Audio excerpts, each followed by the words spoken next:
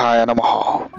নমস্কাৰ প্ৰিয় শ্ৰোতা দৰ্শক সকলোৰে প্ৰত্যেকটো দিন সুন্দৰ হওক, অনাবিল প্ৰশান্তি উপচি পৰক আপোনাৰ জীৱন, তাৰেই কামনা। বিশেষ ৰাশিফল উত্তৰ ভাদ্ৰপদ নক্ষত্ৰত শুক্ৰ গ্ৰহ অৱস্থান কৰিব। উত্তৰ ভাদ্ৰপদ নক্ষত্ৰত শুক্ৰ গ্ৰহৰ অৱস্থানে তিনিটাকৈ ৰাশিৰ জীৱনত সৌভাগ্য লৈ আহিব বুলি কোৱা হৈছে আৰু সমৃদ্ধিৰ যুগ, অৰ্থনৈতিক উন্নতিৰ যুগ, সামাজিক জীৱনত অগ্ৰগতিৰ যুগ, কৰ্মক্ষেত্ৰত অগ্ৰগতিৰ যুগ, এনেধৰণৰ ফলাফল লৈ আহিছে। গতিকে বিশেষ ৰাশিফল আৰম্ভ কৰিছো। সকলোৱে শুভ হওক, মংগলময় হওক।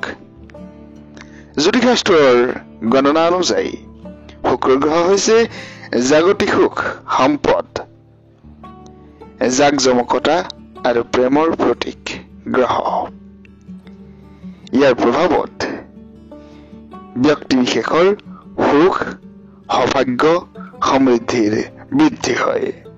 শনি উত্তৰ ভাদ্ৰপদ নক্ষত্ৰত শুক্ৰৰ যি বিশেষ গোচৰ, এই বিশেষ গোচৰে লাভ প্ৰদান কৰিব বিশেষ তিনিটাকৈ ভাগ্যশালী ৰাশিক।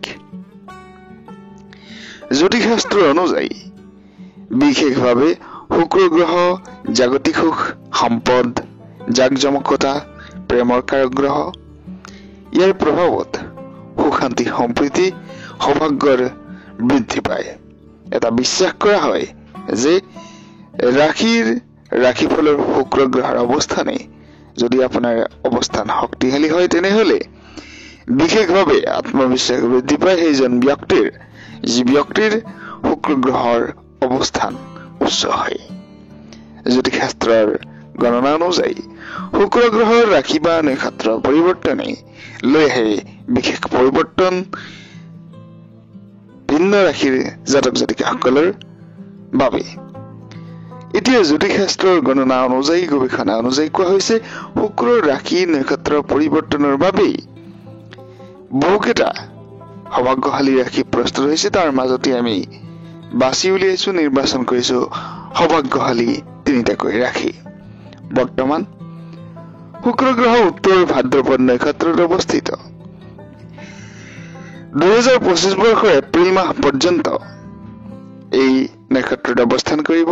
শুক্ৰ গ্ৰহ উত্তৰ ভাদ্ৰপদ নক্ষত্ৰত অৱস্থান কৰাৰ বাবেই তিনিটাকৈ যি ভাগ্যশালী ৰাশিৰ কথা কৈছিলো, তেওঁলোকৰ বাবে বৈবাহিক জীৱন, চাকৰি, কৰ্মৰ স্থান, বিনিয়োগ, ভিন্ন প্ৰকাৰৰ সম্পদ লাভৰ সম্ভাৱনা দেখা গৈছে। ইয়াৰ লগতে আমদানি হব, বহুতো ক্ষেত্ৰত লাভৰ হাৰ বাঢ়িব বুলি কোৱা হৈছে। ব্যৱসায়ীসকলৰ বাবে ভাল, শিক্ষাৰ্থীসকলৰ বাবেও ভাল ফলাফল লৈ আহিছে। আপোনালোকে আমাৰ চেনেল যদি এতিয়াও ছাবস্ক্ৰাইব কৰা নাই, ছাবস্ক্ৰাইব কৰি ল'ব পাৰে। জ্যোতিষ শাস্ত্ৰৰ ওপৰত আধাৰিত হিন্দু সনাতন ধৰ্মৰ ওপৰত বিশ্বাসী লোকসকলৰ বাবেই এই বিশেষ চেনেল আৰু ভিডিঅ'সমূহ আমি আগবঢ়াই থাকো। আপোনালোকৰ জন্মকুণ্ডলী যদি প্ৰস্তুত কৰিব বিচাৰে বা জ্যোতিষশাস্ত্ৰৰ কথাখিনি যদি আপুনি জানিব বিচাৰে বা আপোনাৰ কুণ্ডলীখন দেখুৱাব বিচাৰে, স্ক্ৰীনত দিয়া নম্বৰত যোগাযোগ কৰিব পাৰিব। হোৱাটছএপত মেছেজ প্ৰেৰণ কৰিব। হোৱাটছএপত মেছেজ প্ৰেৰণ কৰিলেই গোটেইখিনি তথ্য আপোনালোকে জানিব পাৰিব।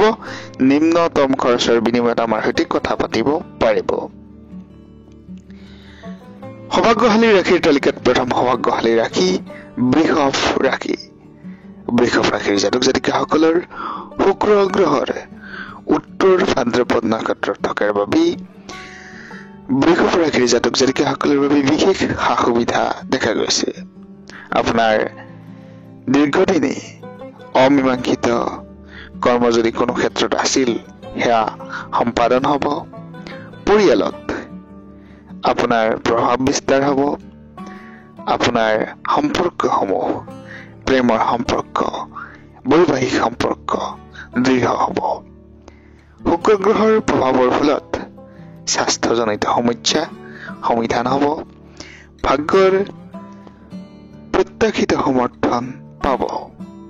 অগ্ৰগতিৰ যুগ আছে। বিভিন্ন প্ৰকাৰৰ বাধা আদি বিনাশ হ'ব। প্ৰেম জীৱনত ভাল ফলাফল, ইনকাম বৃদ্ধি, চাকৰি প্ৰাপ্তিৰ যুগ, আৰাম, যান বাহন লাভ, ঘৰত সুখ শান্তি সমৃদ্ধিৰ পৰিৱেশ থাকিব। শিক্ষাৰ্থীসকলৰ বাবে বিদ্যা লাভৰ যুগৰ কথা উল্লেখ কৰা হৈছে।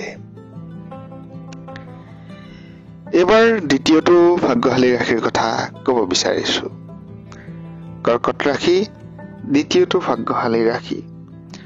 কৰ্কট ৰাশিৰ জাতক জাতিকাসকলৰ বাবে বিশেষ উপকাৰ হিচাপে প্ৰমাণিত হ'ব এই বিশেষ পৰিৱৰ্তন। কৰ্কট ৰাশিৰ জাতক জাতিকাসকলৰ বাবে এই সময় খুবেই চমৎকাৰী সময়, খুবেই উপকাৰী হিচাপে প্ৰমাণিত হ'ব পাৰে। আত্মবিশ্বাস বাঢ়িব। কোনো বিশেষজনৰ আগমনে জীৱনত ইতিবাচকতা আনিব। পৰিৱৰ্তন দেখা পাব। অৰ্থনৈতিক ক্ষেত্ৰত অৰ্থনৈতিক অৱস্থা সম্পৰ্কে বহুতো ভাল খা খবৰ আহিব পাৰে। চাকৰি সম্বন্ধে ভাল ফলাফল আহিব পাৰে। প্ৰেমিক প্ৰেমিকা আৰু পৰিয়ালৰ লগত যি সম্পৰ্ক, এই সম্পৰ্ক সুদৃঢ় হ'ব। পৰিয়ালৰ সৈতে, আপোনজনৰ সৈতে ভ্ৰমণৰ সম্ভাৱনাও দেখা গৈছে। বিনিয়োগৰ ক্ষেত্ৰত ভাল ফলাফল পাব। অৰ্থনৈতিক ক্ষেত্ৰত উন্নতি আহিব। শিক্ষাৰ ক্ষেত্ৰতো ভাল ফলাফল আছে। ব্যৱসায়ীসকলৰ বাবে নতুন নতুন সুযোগ লৈ আহিব বুলিও কোৱা হৈছে। বিশেষ ভাগ্যশালী ৰাশি, তৃতীয় ভাগ্যশালী ৰাশি মীন ৰাশি। মীন ৰাশিৰ জাতক জাতিকাসকলৰ জ্যোতিষশাস্ত্ৰৰ গৱেষণা অনুযায়ী উত্তৰ ভাদ্ৰপদ নক্ষত্ৰত শুক্ৰ গ্ৰহৰ প্ৰৱেশৰ লগে লগেই আপোনালোকৰ বাবে শুভ ফলাফল দেখা যাব। মীন ৰাশিৰ জাতক জাতিকাসকলৰ ব্যৱসায় সম্প্ৰসাৰণৰ সুবিধা আহিব। নতুন নতুন বহু কেইটা সুযোগ আপোনালোকে লাভ কৰিব পাৰিব। সমাজত সন্মান বৃদ্ধি, চাকৰি লাভ, কৰ্মপ্ৰাপ্তিৰ সম্ভাৱনা আদি বাঢ়িব। কৰ্মজীৱনত ভাল ফলাফল পাব।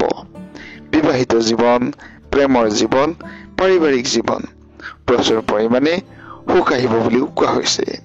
শুক্ৰ গ্ৰহৰ প্ৰভাৱত নতুন সম্পত্তি লাভৰ সম্ভাৱনাও দেখা গৈছে।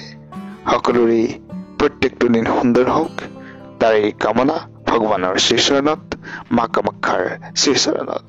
ভিডিঅ'টো শ্বেয়াৰ কৰিব বুলি আশা ৰাখিছো। ধন্যবাদ।